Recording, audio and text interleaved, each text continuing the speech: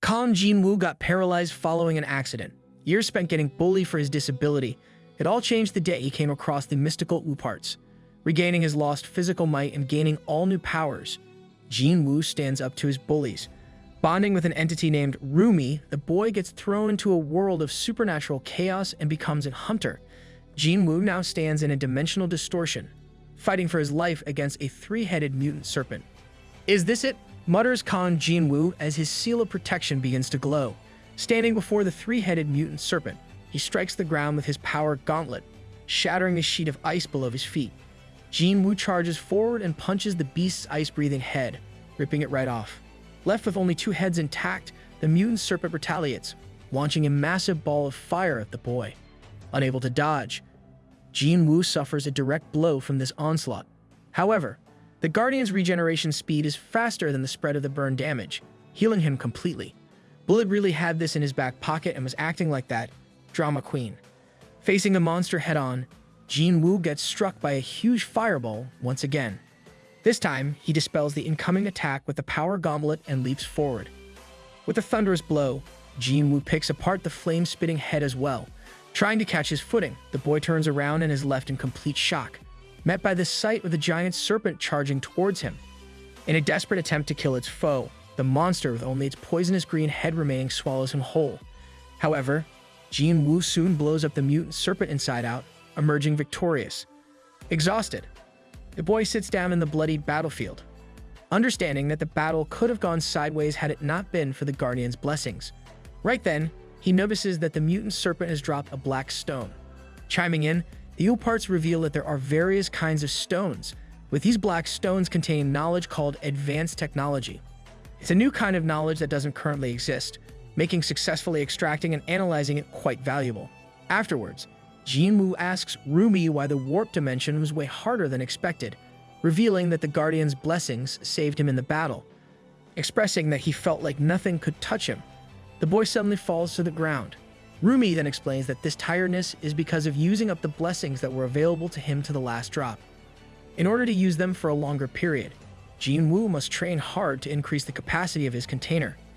Elsewhere, the villainous Su Won-tae bows down before someone who he refers to as Master Iota. Being a gorgeous yet sinister white-haired woman, the latter questions why Won-tae couldn't just do as she asked, receiving a desperate apology. "A man like me would do anything she tells me to do." While the coward awaits his requiem, Iota gives him a second chance despite not carrying out the darkness order successfully. Instructing Won-tae to stand by quietly while awaiting his next order, the lady disappears. After Iota leaves, the blonde guy gets annoyed that the missionary is acting all high and mighty just because she helped him out a bit with the recovery process. Though he questions himself moments later, wondering what point there is being angry when he can't actually go against them. Sometime later, Jinwoo meets with Deputy Go Yoonjong in a car and gets told that he's quite lucky to have found a super rare black store. The lady wonders if Jinwoo bought the coordinates of a distortion from the market, having her question masterfully avoided. Telling the boy to be careful, Deputy Go reveals that there are some people who sell coordinates and then secretly follow the hunters to attack them, being more dangerous than monsters. Soon, the two arrive at a parking lot. Instructing Jinwoo to wait by the car, Yoonjong goes to open a distortion via some sort of control system. A giant portal erupts, being one of the distortions that will lead the boy to the market. "Let's go," announces the lady as the duo heads inside the blinding light. Entering the market with Go Yoonjong, Jinwoo is left awestruck. Surrounded by lines of products kept in laminated glass boxes all around the room, the duo walks up to a messy-haired man reading a newspaper. Having his back turned to them before, the dude quickly spins his chair around and greets Yoonjong, remarking that it has been a while. In a playful manner, the lady replies that he is still taking it easy as usual. The receptionist sighs, revealing that most people just trade online these days. Right then, the guy spots Jinwoo and questions if he is a new trainee. Denying the claim, Deputy Go announces that they came here to sell something today, handing him the dark stone. The man puts on a glowing pair of glasses to intently observe the item, labeling it to be pretty good. During this, his eyes float towards Jinwoo. Alerted by something, he is forced to do a double take. The market guy removes his glasses, looks at the unimpressive Jinwoo and wears his glasses back again, seeing a pig riding the boy's head. As the man mutters, "A pig," both Rumi and Jinwoo get startled. Nah, they really got caught in fork. trying to move along the conversation. The newbie inquires how much he can sell the black stone for. Meanwhile, the unsuspecting Yunjong simply scolds the receptionist for calling other people pigs. Regardless, the deal moves along, and a whopping 90 million won is offered for the stone, leaving Jinwoo completely baffled. Getting up from his chair, the receptionist reveals that he is giving them a particularly good deal as it's been a while since he has had a customer. Yunjong accepts, and he thanks the duo for their patronage. Announcing that they will see him later, the lady begins moving out with Jinwoo. "Wait," shouts out the receptionist, wanting to have a one-on-one chat with the boy before he goes. Yunjong inquires why, getting told not to worry about any tricks. The man assures her that he just wants to talk to Jinwoo about some business stuff, having his curiosity piqued by something. The lady doesn't think there's any point since the boy has zero experience with any of that, but eventually comes around after Jinwoo doesn't seem to have a problem with it. Telling him to not fall for any scams, Yunjong heads out, leaving Jinwoo alone with the receptionist. The latter puts his glasses back on, asking the boy if the pig that is on his head is some sort of spiritual art. As it doesn't look like an elemental spirit, the receptionist wonders if it's a special type instead. Hearing this, Jinwoo starts sweating and isn't able to get a word out. The receptionist then tells him that it's fine, as he doesn't need to tell him if he doesn't want to. Asking Jinwoo if he has ever thought about doing other kinds of work besides being a hunter, the man hands him his business card. After all, it's quite rare to find someone who can use spiritual arts. The receptionist tells Jinwoo to ponder about it well and give him a call, if or when he feels like taking on some work. Sometime later, Ruby spectates Jinwoo as he stands on a magic circle, bursting forth with a bright blue aura. The boy concentrates, swirling a large amount of energy inside his body like a vortex. With this, the magic circle begins to glow, and Jinwoo's hand gets enveloped in a rocky material. Both him and Rumi are alerted by this development, and he falls to the floor with exhaustion. As Jinwoo huffs and puffs, ooparts congratulates him for finally awakening his unique attribute. While the pig expresses her shock, she didn't expect the hunter to be able to gather the Earth's energy like that, even with the help of the magic circle, confirming that the earlier phenomenon was definitely his unique attribute manifesting. Jinwoo inquires if it's good, finding out that it most certainly is. Meanwhile, in a distortion, two evil seeds with villainous appearances similar to Su Won-tae run away from something. Suddenly, a beam of energy comes flying in the direction of the boy and girl, striking down the latter's back. Moments later, she explodes into a massive cloud of smoke. A figure approaches from afar, stating that Article 16 Clause 4 of the International Ability User Law prohibits contaminating the public with force. Man brought out the nerd emoji tech. This is Tony Naro, a knight of the round table, announcing that the subject will be terminated upon violation. The monstrous guy snarks at the irony of the man talking about the law after already killing someone, forms a ball of dark energy with his mouth, shouting out at him to die. Unfazed, the Eden representative activates rapid fire, blowing the villain to smithereens. "Guess that's one more," mutters Neural, getting congratulated by his assistant for the good work. He inquires about the location of the next martyr, learning that it's Seoul. As the distortion begins to disappear, the knight announces, "Let's go." At a music cafe, Ruby sits around devouring ice creams when she gets startled by Jinwoo's screaming, questioning why it's so expensive, at over 77 million won. The pig reminds him that hunting equipment isn't cheap, and that the products he is buying are actually on the cheaper side by comparison, still complaining about the stuff costing a bit too much. Jinwoo soon realizes that Rumi is in her own world of bliss. To be a pet chowing down on sweets. Seeing the pig's eyes sparkle with joy, the guardian asks her if she really wants him to order another dessert. "Yes, my dear guardian," insists Rumi, forcing the boy to spend even more money. Afterwards, Jinwoo sits in his high school class along with Rumi, focusing hard on manifesting his energy as an element, though the vibrations on the pig's phone make it impossible for him. Suddenly, a massive explosion shakes up the whole school. Everyone in Jinwoo's classroom rushes to the windows to check out what's going on, confused by the sight. The boy follows, seeing a massive cloud of smoke erupting from the school entrance. Emerging from the smoke is none other than Su Won-tae, accompanied by another zombie like himself, Kim Dae-sik. The blonde questions if he can just blow up everything here, getting told by his companion to go ahead as there's a fair amount of dark energy there. Booga booga, explosions fun. After all, it would please Master Iota if they do so. The fear of death. There's no better kind of energy, is there? Asks Won-tae, forming a ball of dark energy above his head. Grabbing the darkness with his raised fist, the villainous blonde summons an enormous claw that explodes out of the ground. One-Tae controls the demonic limb with his own arm, sending it flying towards the school building for a thunderous punch. However, the zombie's attack is blocked by a mysterious barrier, leaving him baffled. On the other side of the barrier, Jinwoo is striking with his power gauntlet. "See, that worked," comments Rumi, telling the boy that it's not that hard to open a distortion. "You're right, it's not," replies her guardian, acknowledging that the pig was right all along. Meanwhile, One-Tae realizes that the person responsible for blocking his attack is none other than Kang Jinwoo. Infuriated, he shouts at the hunter to stop acting like a hero and just die already. Swinging ferociously, One-Tae lunges the summoned fist at his nemesis. Much to the blonde's dismay, Jinwoo uses the power gauntlet to blast the gigantic hand to smithereens, not breaking so much as a sweat. Sending One-Tae to the floor, the boy smiles at the fact that things are different from last time.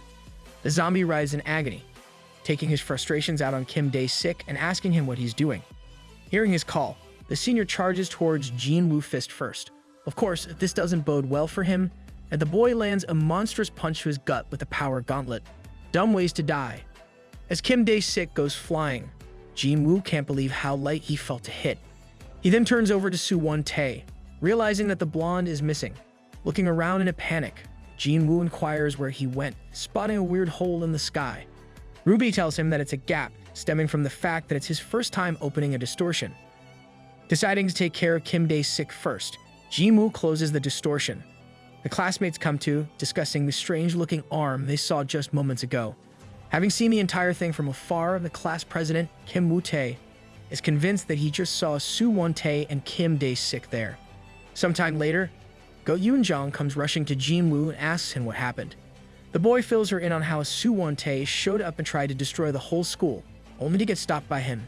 Seeing Kim Dae-sik's body there as well, the deputy can't believe that the hunter was able to overpower them in such a short amount of time, getting even more surprised to find out that Jinwoo was the one who opened the distortion. Yoon-jong declares it to be unbelievable, asking Jinwoo how he has gotten so much stronger in so little time. However, the deputy's question gets avoided as the boy has to rush back to his class, leaving Kim Dae-sik with her. As Jinwoo heads off, Yoon-jong receives a call and reports her findings about the distortion and the infected. "Who opened the distortion?" asks the caller. However, the lady doesn't answer this question and simply apologizes for not being able to confirm it yet. In a scorching desert, the dunes erupt in a massive explosion. What seems like the work of a nuke at first glance is only Kang Jinwoo, having used his power gauntlet to defeat a group of scorpion monsters. Letting out a small sigh, the boy puts away his weapon and picks up the drops, remarking that the mob was pretty easy. Since only the core mutant is left, ooparts suggests that Jinwoo takes a breather before facing it. Sitting down, the hunter looks over to the red stones in his hand and questions if they are really worth it. ooparts assures Jinwoo that absorbing them will help speed up its recovery process, making him think that maybe it's better to prioritize getting stronger over earning money for a while after all. Earlier, Yoon-jong tells Jinwoo over a call that Kim Dae-sik's condition cannot be treated, and he will be moved to a confinement facility. The boy inquires about Soo Won-tae, getting told that the tracing team has lost track of him. Deputy Go instructs Jinwoo to be careful and become much stronger, given that it's the best thing he can do right now. Agreeing with her back then, the boy now stands in the sandy wasteland, having trouble in approaching the mutant due to the landscape. Right then, Jinwoo spots a monster diving through the dunes from afar. Realizing that it's the last mutant, he brings out his power gauntlet and takes aim at the distant beast. ooparts remarks that using handgun at this range requires a lot of control and concentration, recommending against doing it due to Jinwoo's current level. "There's no other way," announces the hunter, continuing to gather energy. That's why he's the GOAT. Charging up for a bit more, he sees the core mutant jump out of the sand, letting the handgun rip. With a recoil that sends Jinwoo flying back, a massive ray of light beams towards the monster. The hunter celebrates, soon finding out via ooparts that there's only a 1.4% chance of the attack destroying the mutant. Jinwoo gets disappointed, despite not expecting the handgun to deal a lot of damage at that range in the first place. Moments later, the sand starts rippling as the monster comes charging towards the boy. ooparts recommends avoiding the incoming attack, as the mutant is approaching at a very fast pace. However, Jinwoo is convinced that he can't just keep avoiding things. Reminiscing about his prior training, The hunter remembers Rumi telling him about using his special attribute in many ways, including using it to make his power gauntlet stronger.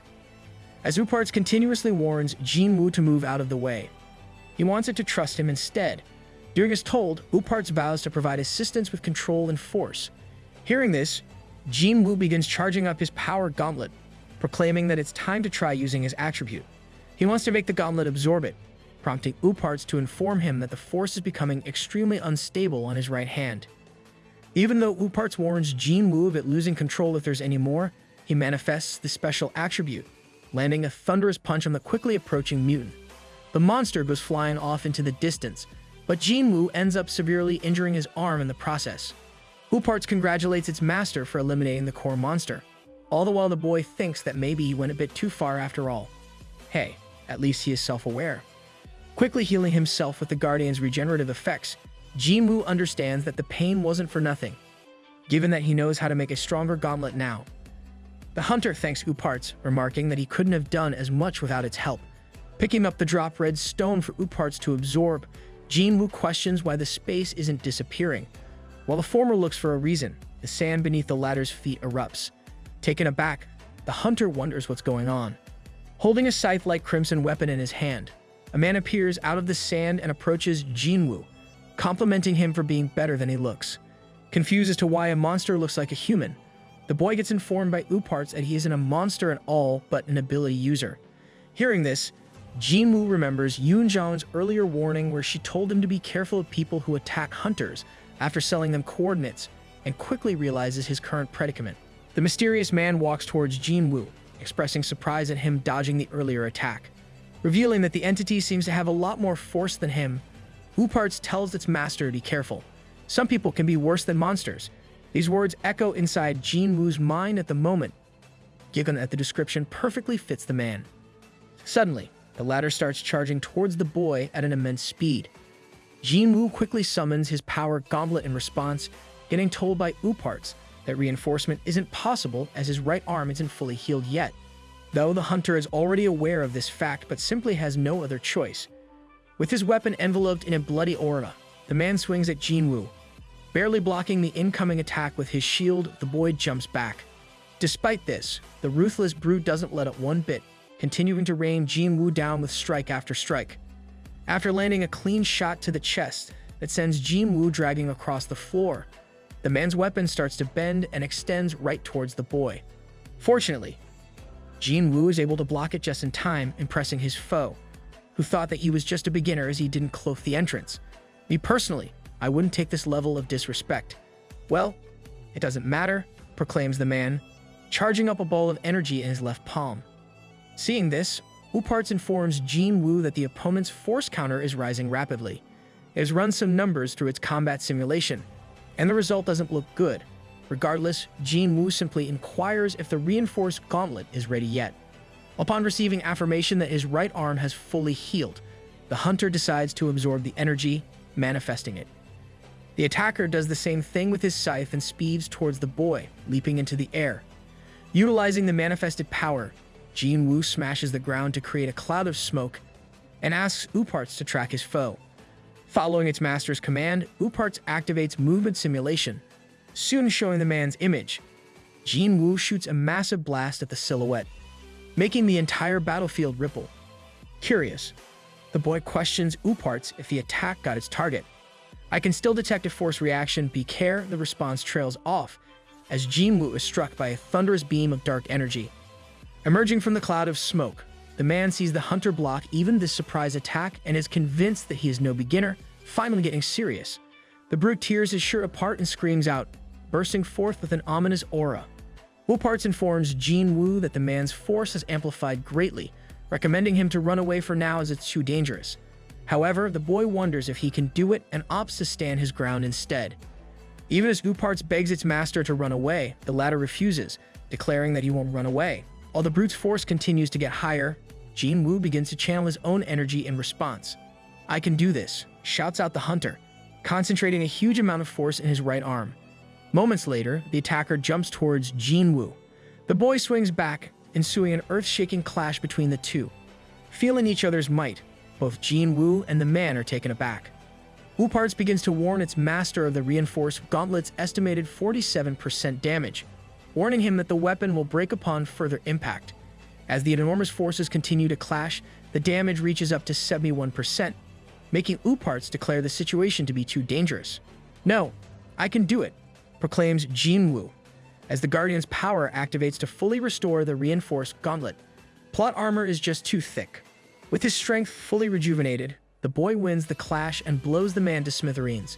Standing before the scorched earth, Jinwoo pants rapidly, getting his pain receptors shut off by ooparts to prevent him from going into shock.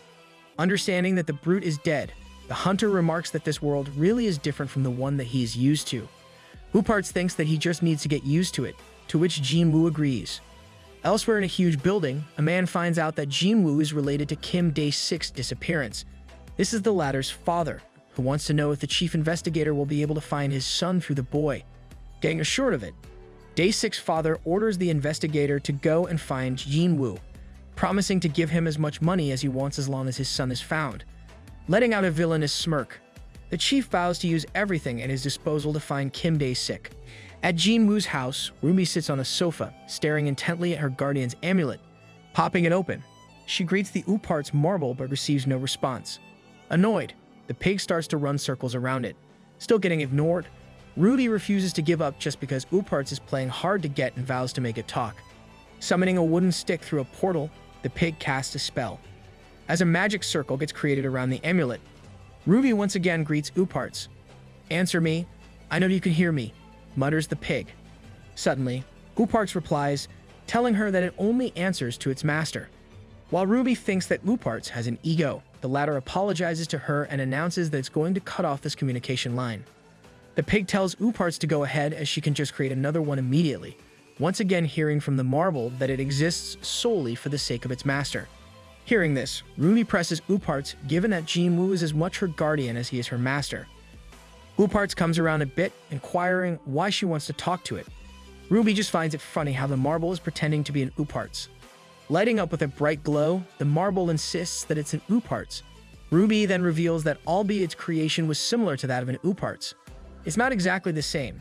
In her mysterious artifact pouch, Ruby has all sorts of ooparts. However, there's none amongst them that can operate automatically like the marble. Sensing that the self-proclaimed ooparts is worried, the pig tells it not to and promises that she won't tell Jinwoo about this. With this, the marble decides to keep their communication line open, making Ruby glad that she finally got through to it. The next morning, Jinwoo is at his Taepyeon High School. Throughout the day, whether it be classes, PE, lunch, or even sitting around, the boy spends all his time uninterested in everything. Blood is sad. Sitting alone on his usual bench after the classes, the low-energy Jinwoo gets approached by Kim Woo-tae, the class president and his only friend. The latter informs the former that some of the transfer students from Class 7 are planning to beat him up and take over the school, though the hunter doesn't seem to care one bit. Seeing this, Woo-tae remarks that Jinwoo has been acting a bit strange recently, almost as if his soul has left his body. The boy just gives a cold response to even this, making the class president wonder if there is something going on with him. It's just, Jinwoo trails off. Reminiscing about his earlier conversation with Rumi, the pig tells the boy that he will find a normal life boring from now on. After all, a frog that leaves the well and sees the outside world does not want to go back in. "I have some worries," the hunter completes his sentence. Meanwhile, the drone watches the two friends from above, sending the footage to the investigator from earlier. His two underlings question when they can stop doing this, getting told that they need to continue for the time being as Jinwoo could be the one who took out their B team.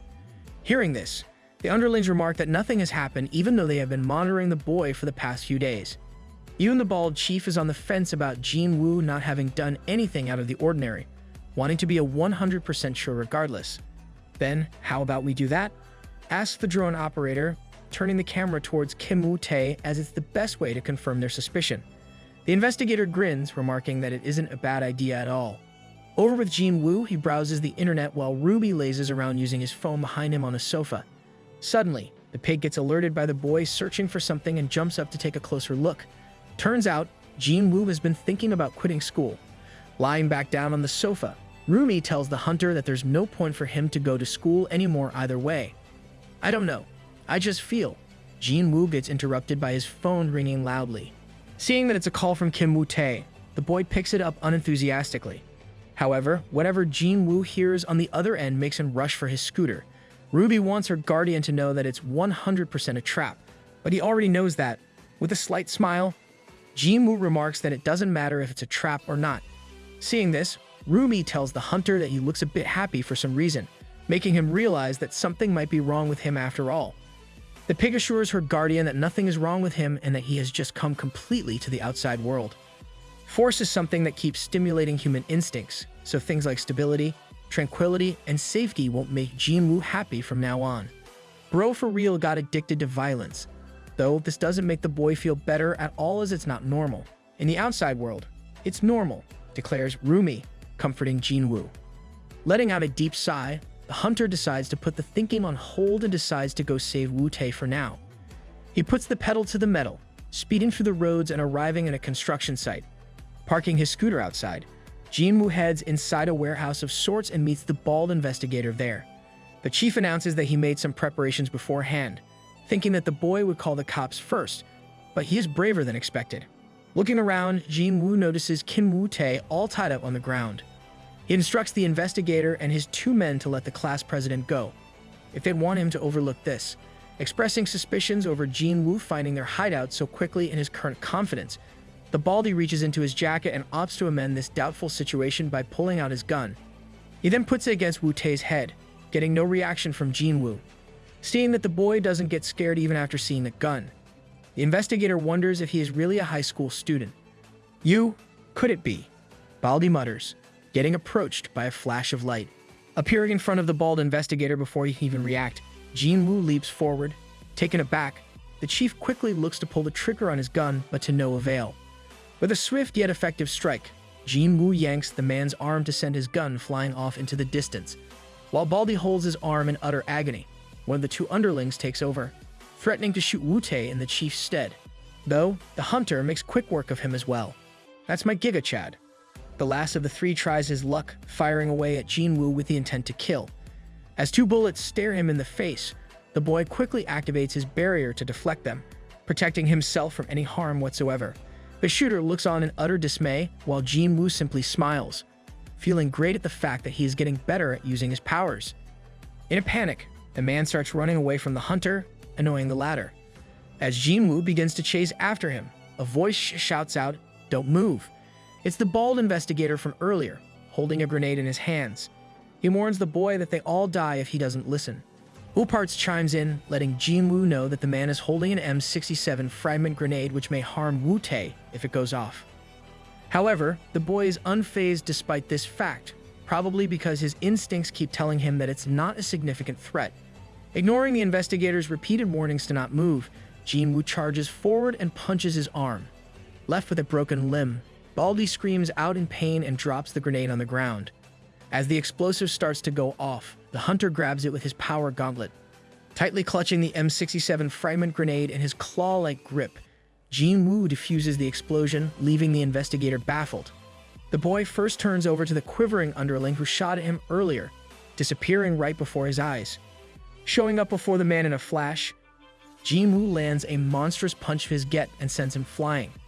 As the hunter looks towards the baldy, the latter gets frozen in place. "He's a monster," declares the investigator, terrified by what he has just witnessed. While Kong towers over him, the chief can't do anything but grit his teeth at the humiliation. Sometime later, Deputy Go Yoon-jong arrives at the scene, shouting for Jin Woo. Of course, everything's already dealt with. Regardless, the hunter apologizes to the lady for troubling her, as she was the only person he could think of who could help him in this situation. Ah, what a sweet couple. Yoon-jong tells Kong that he did well, having already called the cleanup team there. Jin Woo questions if they will investigate him as well, getting assured that there's no me for that.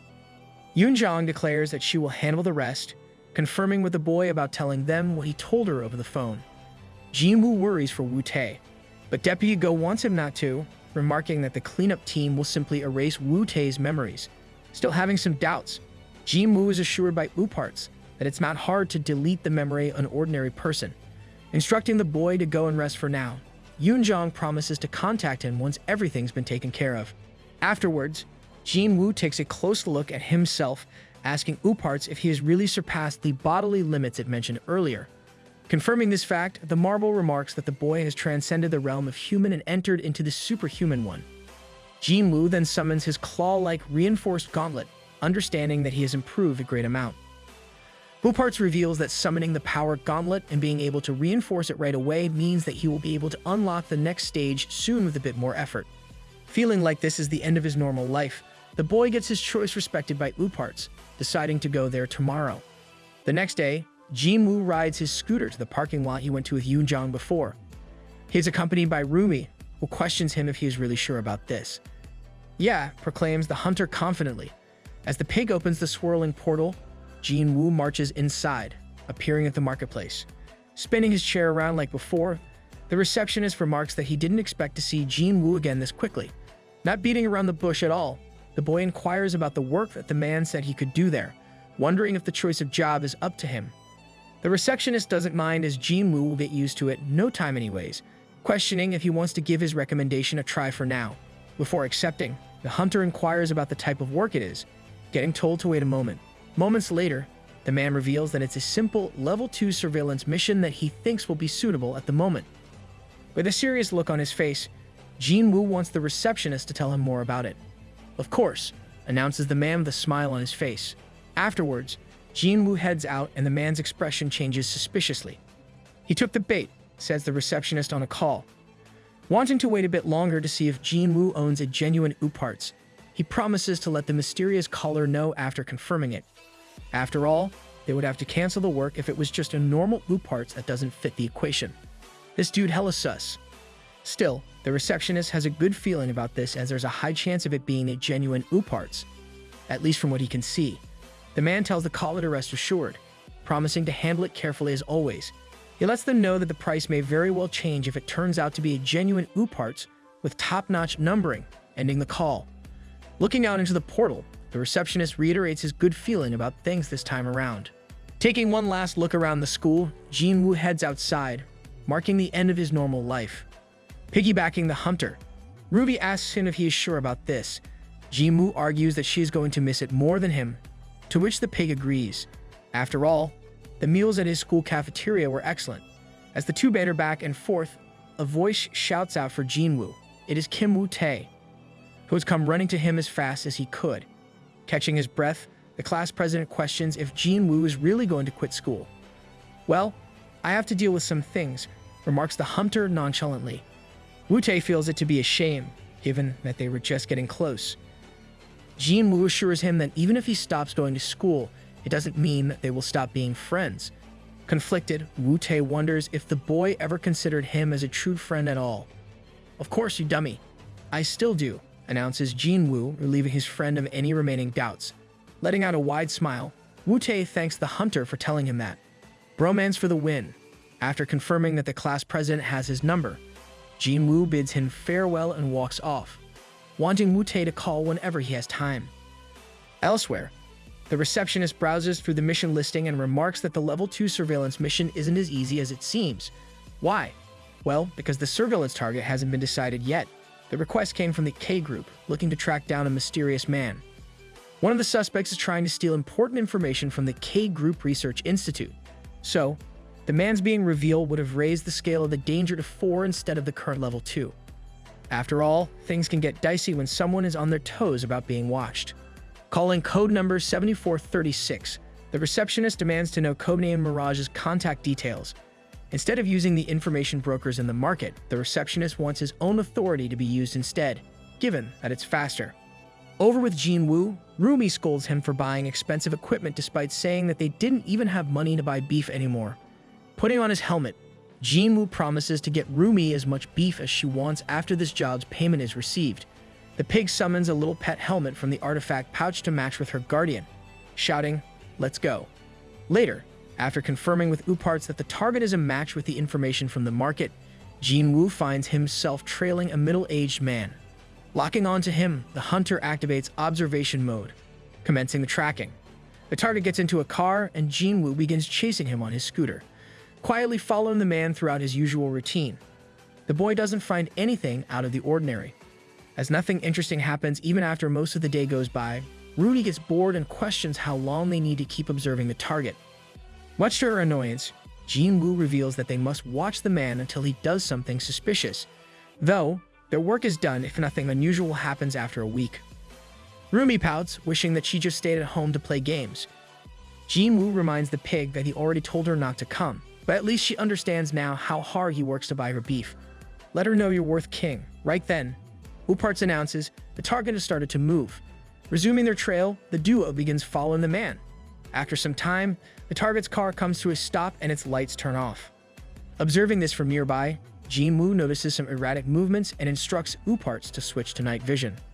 The latter does as told, combining night vision with the remote observation mode for a better look. Suddenly, the man vanishes into thin air. While Jin-woo panics, ooparts attempts to find the lost target, expanding the observation area to the max. Ruby sniffs around, smelling some lingering force. She warns the boy that their surveillance target seems to have an ooparts or two. Before Rumi can even finish her sentence of the situation being potentially dangerous, Jin-woo gets struck by a blast in his torso and goes flying. Ooparts chimes in, revealing that force reaction has been detected in the surroundings. Still wondering what's going on, the hunter spots a massive concentration of energy crashing down on him. Summoning his reinforced power gauntlet just in time to block the attack, Jin-woo digs his feet into the ground. A huge cloud of smoke erupts from the impact, surrounding the entire area. Luckily, Jin-woo manages to tank most of the damage. Suddenly, a voice remarks that there was a rat after all, not coming from a visible source. Ruby is left questioning if it's an invisibility skill, or just something similar to a hiding skill. Ooparts is having trouble reading the opponent's force response as well, so not even tracing is possible, making Jin-woo lament that he just can't seem to have an easy day. Yoon-jong begins the briefing about codename Mirage, who entered Korea around a month ago. Having the same appearance as the target Jin-woo is chasing, the man is giving even the deputy and her forces a hard time tracking him due to his ability. The director calls the target the owner of the Mirage ring, questioning what the thief wants to steal this time.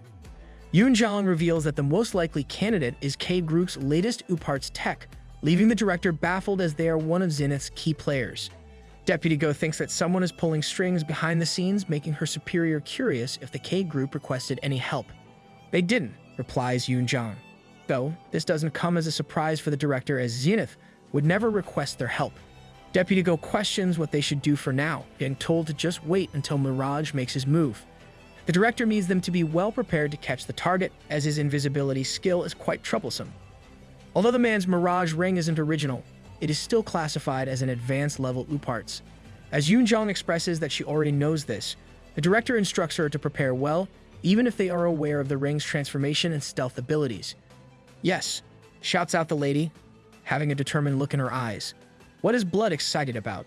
Meanwhile, Jin-woo is having trouble keeping up with the invisible foe. Ooparts attempts to help him by revealing that the enemy is shooting energy waves while keeping a 10-meter distance between them, but the hunter needs something better than that. Though, ooparts in return needs more data to feed in the pattern analysis program in order to predict the foe's movement accurately. Hearing this, Jin-woo smiles, realizing that he just needs to hold on for a little longer. Concentrating his force, the hunter takes a defensive stance and begins stalling for time. He understands that the attacks are too fast to dodge, but they are actually not that strong. Jin-woo is convinced that he can block them and gets barraged by wave after wave of energy. Just as the hunter starts getting pushed back, ooparts declares that the analysis is complete, pointing out the enemy's approximate location. It marks some area behind Jin-woo. Still not knowing the target's exact location, the boy swings wildly in his direction with a powerful AoE attack, hoping that it does the trick. The force of Jin-woo's attack makes the ground erupt, revealing a shadowy silhouette moving through the clouds of smoke. Refusing to let this opportunity go, the hunter swiftly follows up with a thunderous punch right to the figure's face. Got him, proclaims Jin-woo as his fist collides with the entity. Not bad, mutters the silhouette in response, melting into a blood-like puddle. The same crimson glob then forms behind the hunter, catching him with a massive blow behind the head. Jumping back, Jin-woo gets told by Rumi that the enemy seems to have a sand elemental ooparts. In a flash, the blob disappears. Along with his force reaction, bro got styled on. Frustrated, Jin-woo smashes the earth with his reinforced power gauntlet, hoping that he is able to locate the target. However, Ruby tells the hunter that he can't follow the man with his eyes alone. As another energy wave comes flying towards Jin-woo, he is once again unable to dodge and is forced to go on the defensive. Posing like a disappointed teacher, Ruby notes that the boy has a bit of trouble dealing with non-physical opponents, with the latest round of attacks having power on another scale with reinforced sand. Jinwoo remarks that they are getting harder to block. Ooparts thinks that the best course of action is to predict the enemy location based on the projectile trajectory and starts tracking the enemy, making Jinwoo beg for it to hurry up. Bullets of reinforced sand rain down on the poor guy, leaving him in pain. Moments later, Ooparts proclaims that the analysis is complete and transfers the result to Jinwoo, who now has a 79% chance of hitting the enemy. That's good enough, declares the boy, charging at the sandy silhouette fist first. As Jinwoo's attack goes right through the entity's body, Ooparts activates rote correction. With this, the probability of hitting the enemy rises up to 85%. The hunter leaps forward, unleashing with another powerful strike. Despite the attack missing the crimson glob, the data gathered through it enables the route correction, making the probability of hitting the enemy 92%. Jinwoo doesn't let up and continues to charge forward like a man possessed, finally connecting with a thunderous strike that the sandy being is forced to block. Commending the hunter's progress, the entity grins. In that case, I will get serious as well, announces the crimson glob, enveloping himself in a storm of sand and light. As the dust begins to settle, Jinwoo is left in complete awe. Standing before him is a mighty figure wearing a mummy-like attire, having a huge battle as his weapon of choice. Confronted by the foe's true form, Jinwoo braces himself for the battle that is about to ensue. Suddenly, his focus is disrupted by a sighing Rumi, snarking that the big fight is between a guy that tries to act intimidating to run away and another who is too scared to move because of an empty husk in front of him. Hearing this comment, Jinwoo moves forward and lands a thunderous punch on the enemy. However, just as Rumi said, the scary figure is only an empty husk, shattering into sand when the hunter's attack makes contact. Ooparts apologizes for losing track of the foe's force reaction, while Rumi compliments the unique way of escaping.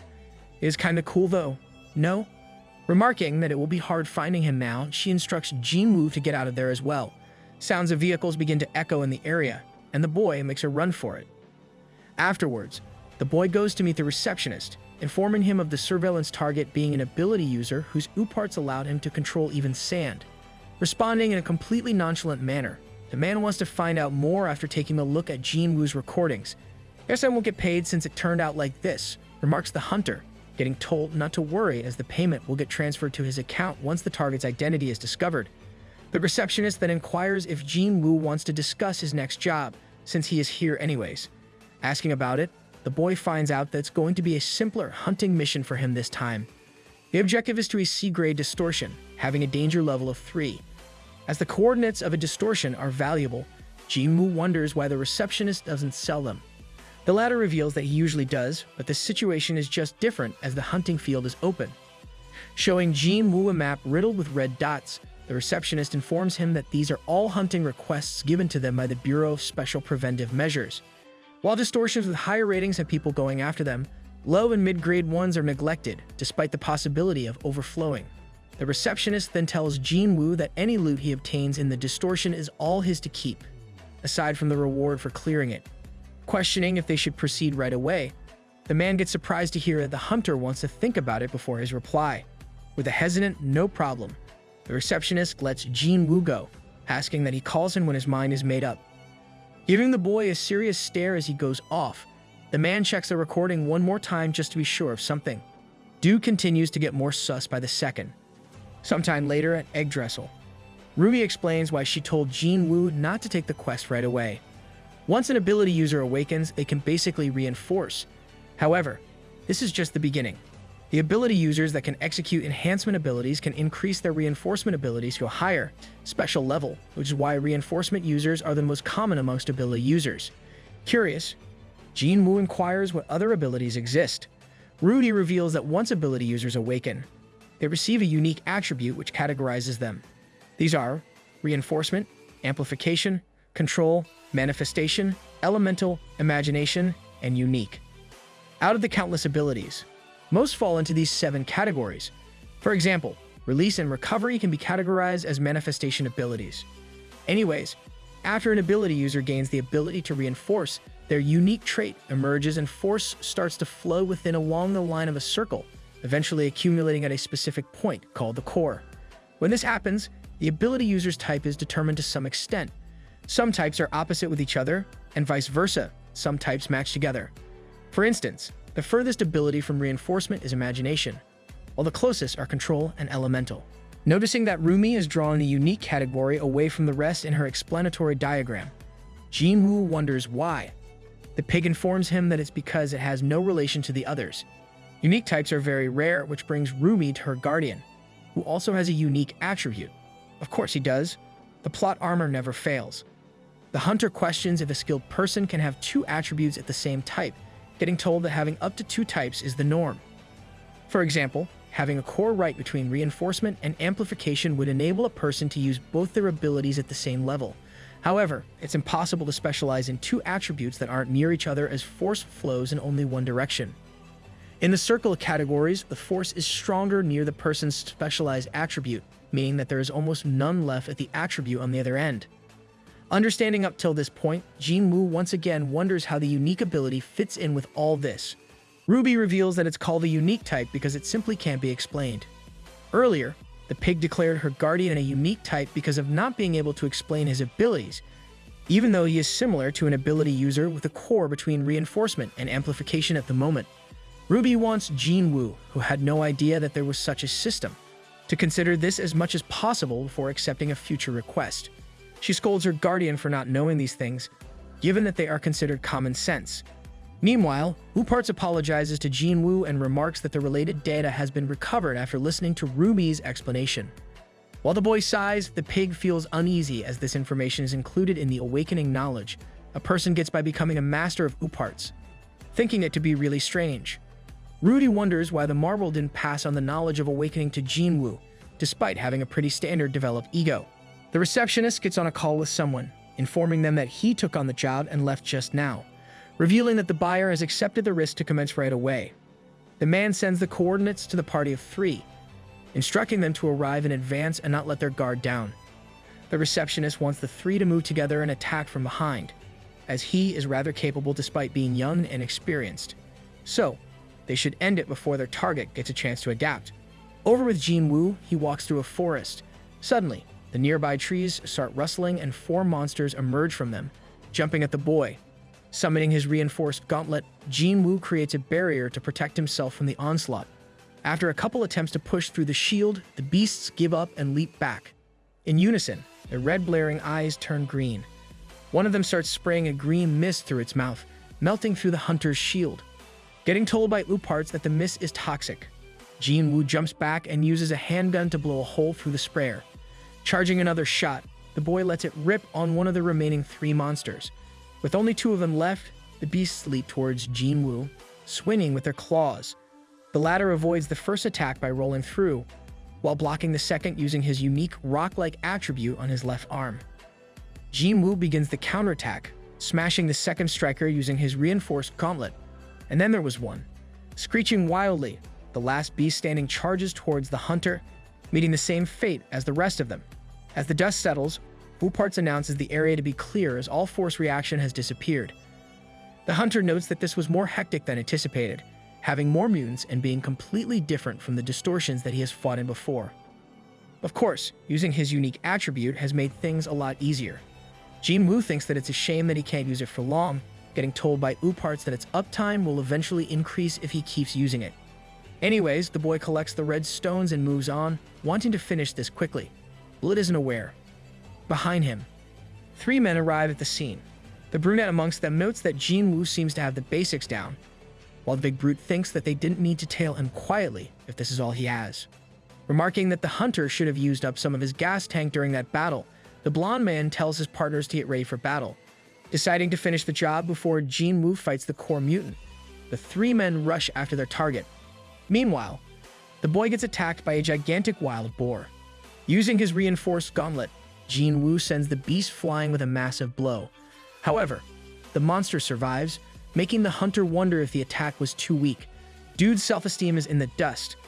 ooparts assures its master that the attack wasn't weak, and the mutant just has a lot of HP.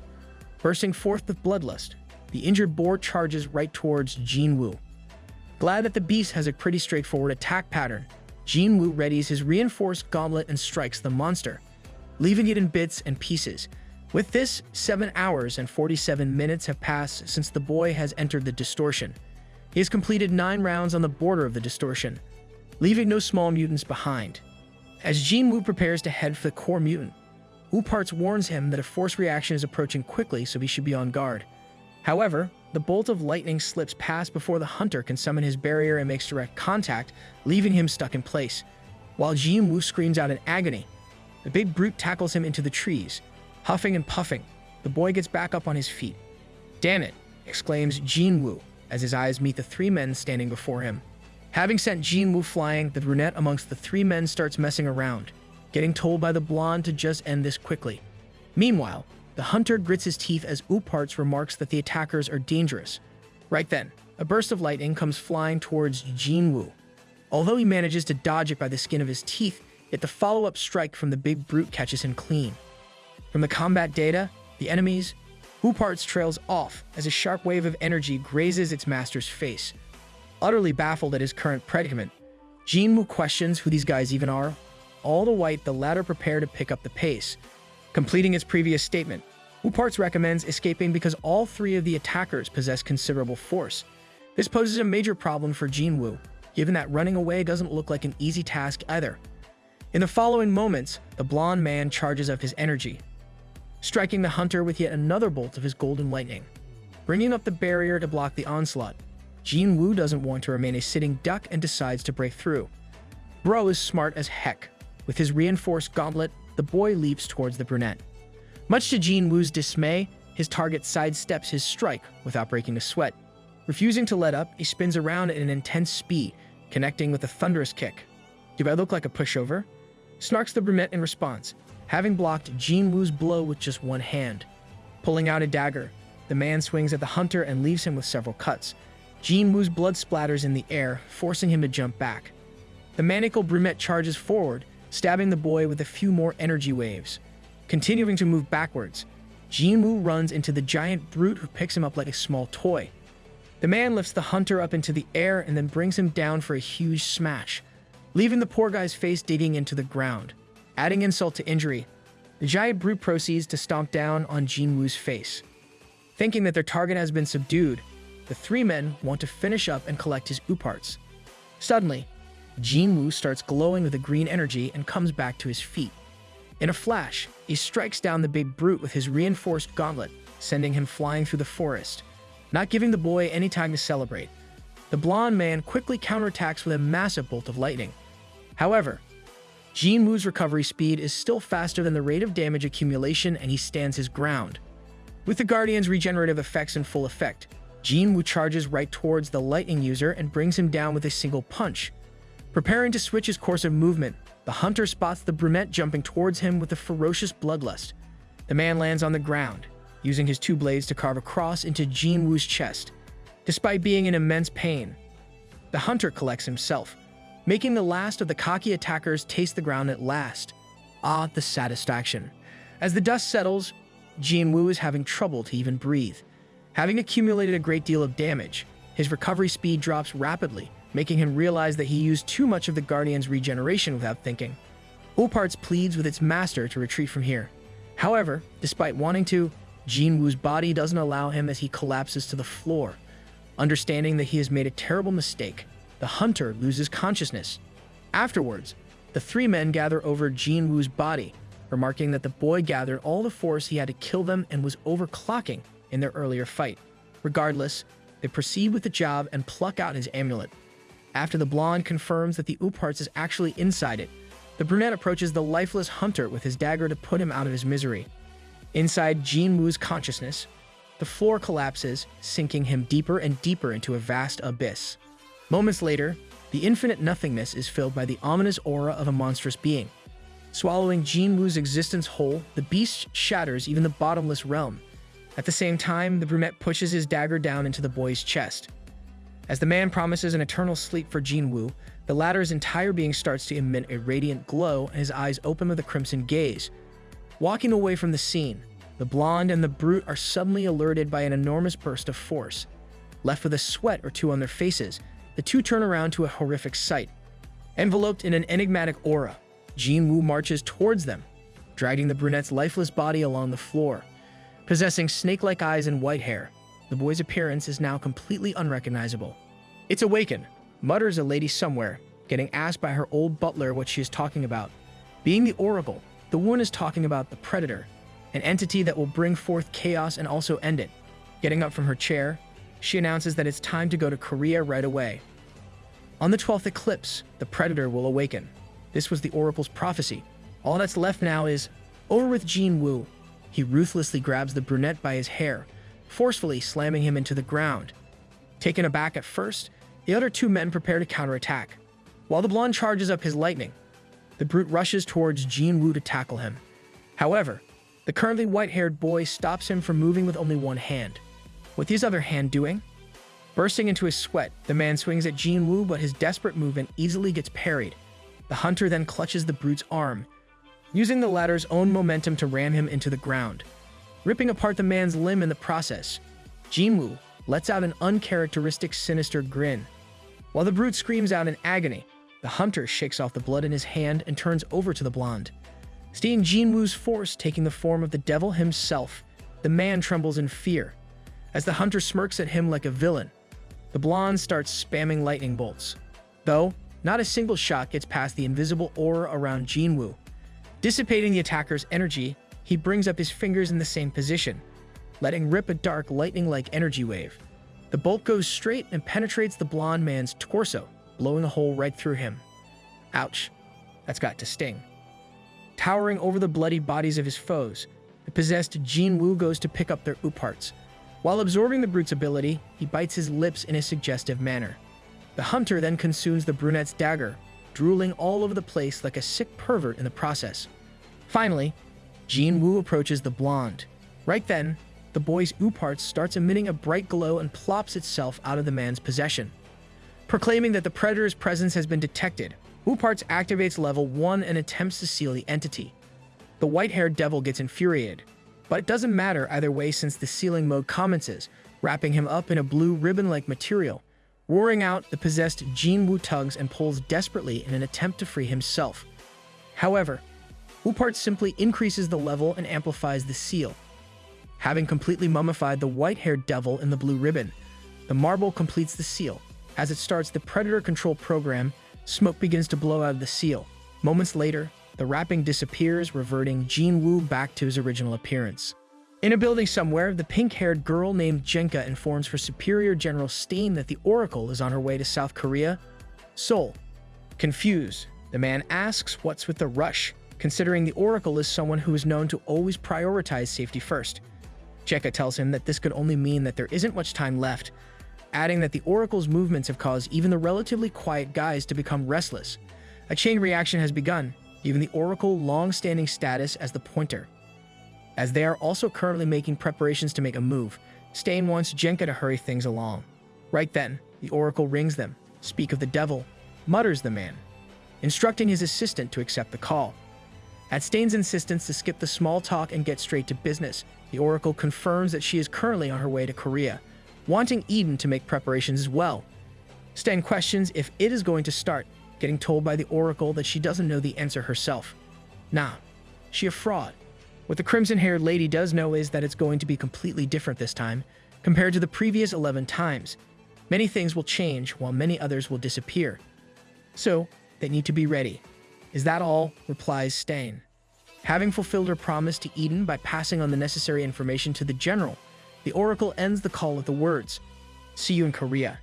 Stain hears the message loud and clear, telling Jenka that he will be heading down to Korea himself. After all, something must be different for the Oracle to say it like that. The General instructs his assistant to assemble all the firepower that they have, including him. Over in the abyss of Jin Woo's consciousness, he runs on a path riddled with blood, trying to outpace a gigantic devilish claw speeding towards him. However, the boy fails and ends up getting captured. As he screams out in pain, a blinding light radiates upon the dark nothingness. With this, Jin Woo wakes up, panting hard as if he has snapped out of a bad dream. Looking around in the bloody corpses, the hunter questions what happened there. Not revealing the whole truth, ooparts remarks that the emergency protection program was activated when Jin Woo lost consciousness due to shock and all the enemies were somehow defeated. However, all the energy that it had saved up from the red stones till then got used up in the process. Even though it's a pity, the hunter thinks it's fine if the trade-off was their lives. As ooparts expresses the need to prepare measures to deal with dangerous intruders in the future, Jinwoo wonders how the three men got there. After all, their tracks should have been covered. So, the only possibility left is that their exact coordinates got leaked. Deciding to just ask the receptionist at the market later, Jinwoo turns over to the matter of the attackers' bodies. Ooparts reveals that they will just disappear when the distortion disappears, leaving the boy with an uneasy feeling. Bro feels bad for his ops. He better than me. Afterwards, Jinwoo sits with Rumi, explaining why they are late. The pig doesn't seem to care though, and simply tells him not to worry too much about it as things like that can happen on a regular basis. I know, but I am still, the boy trails off, having an overwhelming sadness in his eyes. Without finishing the sentence, Jinwoo remarks that he is tired and goes to sleep. After the hunter leaves, Ruby turns over to ooparts and greets it. The marble doesn't give a response, making the pig mad that it's playing hard to get again. Anyways, ooparts questions what she wants, getting asked to answer honestly if it was really the emergency protection program back in the distortion. To put it in a broad term, yes it was, replies the glowing marble. This infuriates Rumi, who wants it to stop beating around the bush and answer straight. However, ooparts once again avoids the question by saying that it was in fact a protection program for Jinwoo. After all, its main goal will always be to protect its master. Calming down a bit, the pig tells the marble to reveal exactly what it did, getting told that it can't tell her everything. Hearing this, Ruby once again becomes enraged. Bringing up the dangerous smell that was coming from Jinwoo's body earlier, she inquires if the ooparts had anything to do with it. Like a broken record, the marble claims that it exists solely for the sake of its master and can't do anything that will bring in harm. Letting out a sigh, Rudy promises to keep a close eye on the ooparts from now on, being assured that it isn't trying to trick them or anything of the sort. Elsewhere, Nerl the Radiant follows a martyr's trace up until the point it disappears. Usually, the dark being's energy becomes stronger as the time goes by, making it normal for them to leave a distinct trail of fear. However, there is weirdly no trace at all after this point. The knight's assistant wonders if it was just destroyed by someone else, getting told that it's completely different. Nerl remarks that it's more like the martyr was turning back into human again, something which should be impossible. Not being able to trace this martyr any longer, the knight changes his target to the missionaries. After all, this war will only end once they end their hands on those wretched beings. In a rocky landscape, a man jumps around with some red stones in his hand. Suddenly, he gets attacked by none other than Su-Won-tae. With a flick of his fingers, the zombie forms a distortion around the area and traps the guy inside. A battle ensues, resulting in Won-tae's convincing victory. Approaching the man's bloody corpse, the martyr pillages the red stones, being consumable magical fuel. Having the same perverted expressions as the possessed Jinwoo had earlier, Won-tae brims forth with force. It's different for sure, remarks the villainous being, marveling at the nice sensation. After all, the more he consumes magic, the more he can turn back into Su-Won-tae, the normal human. Over with the Oracle, her butler pours a drink out for her, revealing that they will arrive at the Suwon airport in about 30 minutes. He has also received a call from the Korean branch manager, informing him that the preparations to welcome the lady have been finished. Finding out that the butler has sent out recruitment requests to the other branches, the lady wants him to send them again, this time using her name. She has moves like that. Sipping on her drink, the Oracle thinks about how the Guardian is still not quite here yet, even though the Predator has woken up. As she wonders where fate will intervene, her plane flies over Jinwoo's house. Inside, the boy is on a call with the market receptionist, Cho Seong-tae. Apologizing for the leaked coordinates and intruders, the man promises the boy some compensation for his troubles. After the call ends, Rooney concludes that Seong-tae definitely had some hand in this, as Jinwoo never revealed if there were multiple men, but the man mentioned the plural word intruders. Moreover, the quests Seong-tae gave him didn't have anything to do with spirit abilities. To top things off, Ruby smelled a rather bad scent coming from him, being capable of judging people's emotions through it sometimes. Wanting them to be wary of the man in the future, the pig wants her guardian to work harder and get stronger. After all, in this outside world, power is both law and justice. Announcing that it's time for some special training, Ruby turns into her green-haired human form. With a smirk on her face, the girl tells Jinwoo to look forward to it. Ego? What does she mean by that? The end. For now.